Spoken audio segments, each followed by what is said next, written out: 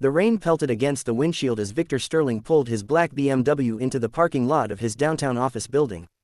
It was nearly midnight, and the streets were empty except for the occasional taxi rushing through the storm. Victor sat for a moment, staring at the rain-soaked pavement, feeling the familiar weight of loneliness settle on his shoulders like an old, unwelcome friend. At 38, Victor had everything most people dreamed of.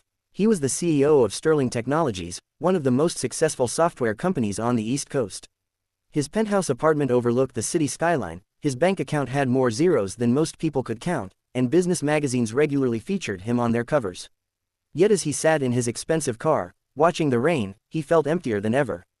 The merger talks had gone late into the evening, and all Victor wanted now was to go home to his silent apartment, pour himself a drink, and try to forget about the loneliness that seemed to grow stronger with each passing day.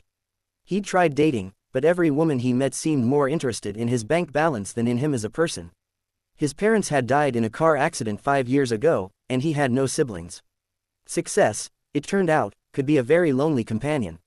As he drove through the deserted streets, Victor's thoughts were interrupted by a figure huddled at a bus stop.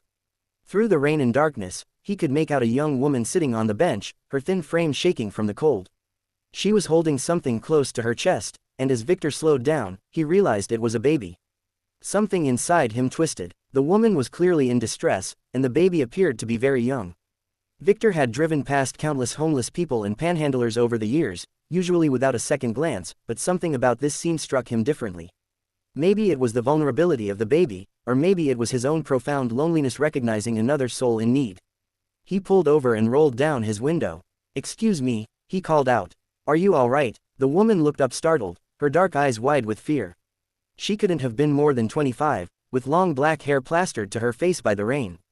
She wore what looked like medical scrubs under a thin cardigan, and she was holding a baby who couldn't have been more than a few months old. "I'm fine," she said quickly, but her voice was shaking, and Victor could see she was anything but fine. "You're soaked through, and there are no buses running at this hour," Victor said gently. "Can I give you a ride somewhere?" The woman shook her head vigorously. "I don't know you. I can't just get in a car with a stranger." Victor understood her hesitation. He got out of the car, leaving the door open so she could see he meant no harm, and approached slowly. "My name is Victor Sterling. I own Sterling Technologies downtown. I'm not going to hurt you or your baby. I just can't drive away knowing you're out here in this storm." The woman studied his face in the dim light from the street lamp.